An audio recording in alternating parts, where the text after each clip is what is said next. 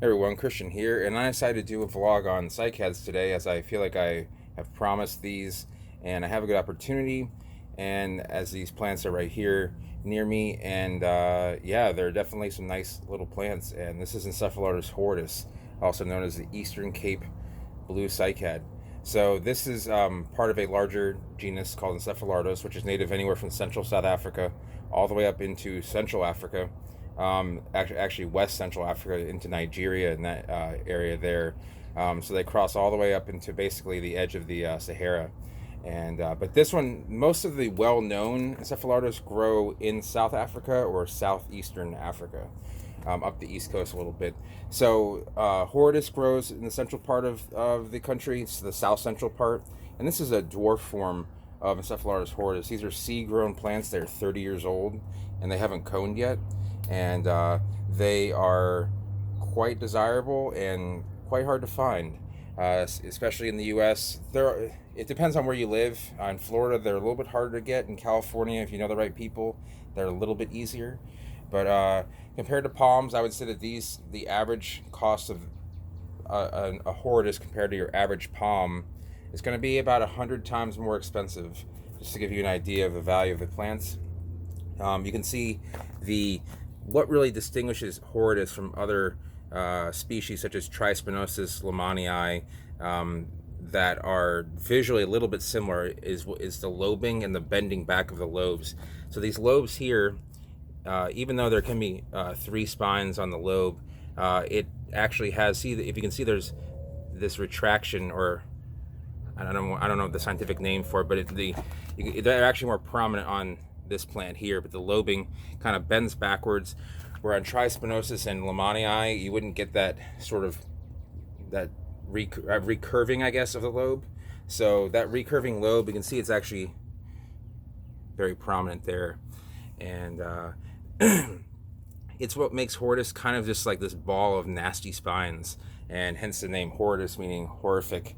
And it really kind of catches the eye of a lot of people that may not know a whole lot about cycads, but see this plant and they think, oh, that's pretty interesting how this plant is able to kind of keep the center of it, which is really the most important part, where the cones form and where it grows, away from any sort of predators from killing it, eating it.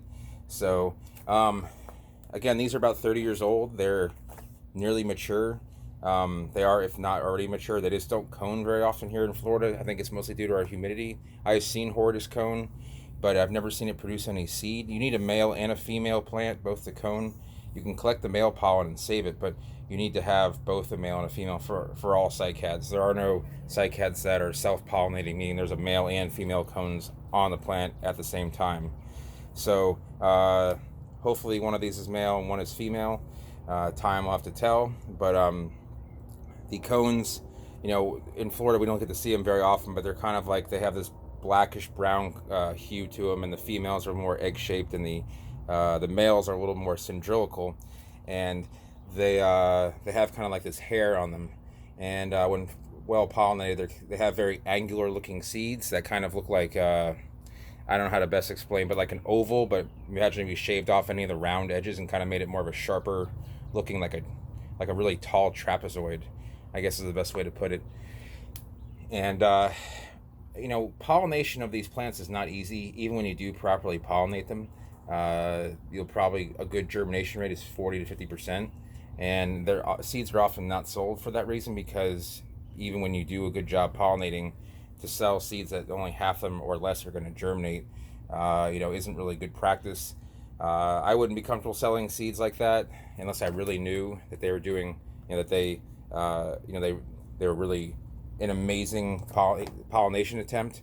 So a lot of times, you get a whole cone, you cut open some embryos or some seed, you look at the embryos and see if they are in fact intact. If you cut open 10 and 8 of them are good, that's a really good sign. So if you cut open 10 and one of them is good, then you kind of just hope for the best. But you can see there's distinctiveness within these 3 plants here. You can see this one has a little bit longer, wider leaflets. This one's a little bit more even more compact and lobed, a little more blue. That might be just because if it got less rain on it. And this one probably has some of the spiniest, although longest, of the leaflets, especially over there. And right here you can see and they're every bit as spiny as they look. If you stick your finger and press in, you will start to bleed. And these tend to have, although horridus in general tends to have like quite a nice sized crown, the dwarfs tend not to hold that many leaves, and they actually look quite sparse. It's actually a little bit easier to get around. But the recurving of these leaflets, this is not something that is going to be flexible. So if you're going to move them around, you got to be careful. You do not want to apply any pressure.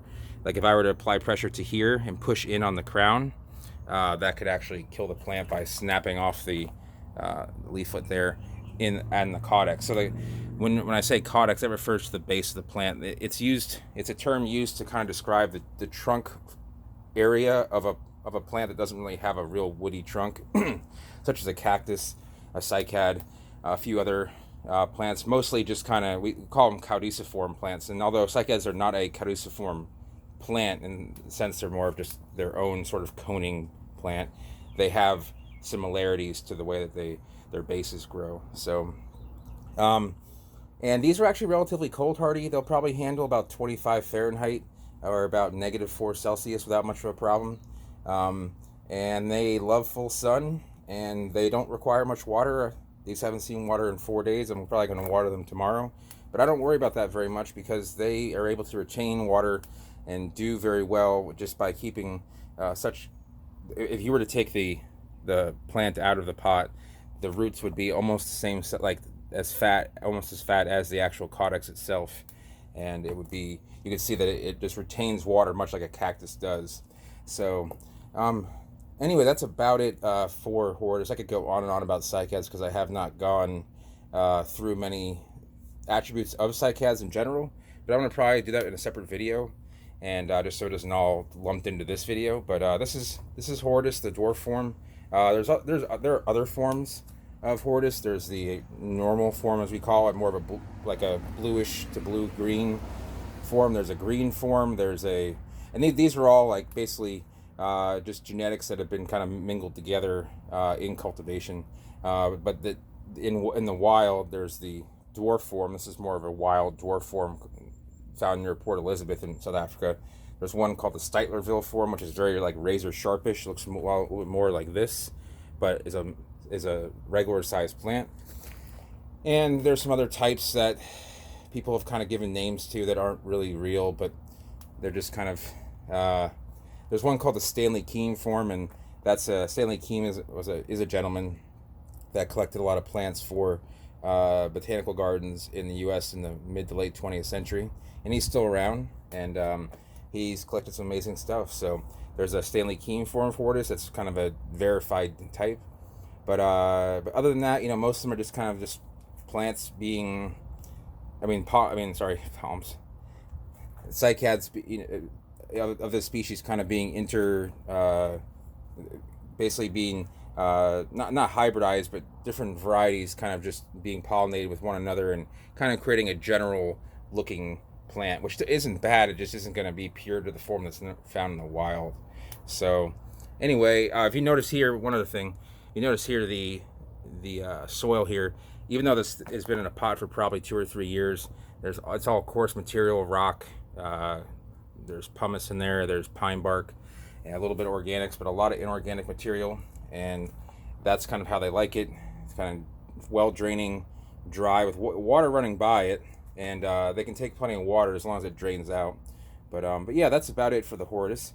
If you guys have any questions about Encephalartos horridus, leave them down below. If you enjoyed the vlog, and you give it a thumbs up if you're new to this channel and you want to see other plant vlogs, including mostly palm vlogs, but other cycad vlogs and other plants such as bananas and other interesting things that I might come upon. Let's go ahead and subscribe and hit that bell notification. I do go live, and we talk about plants and a bunch of other things. So anyways, I'll see everyone next time. Thanks for watching.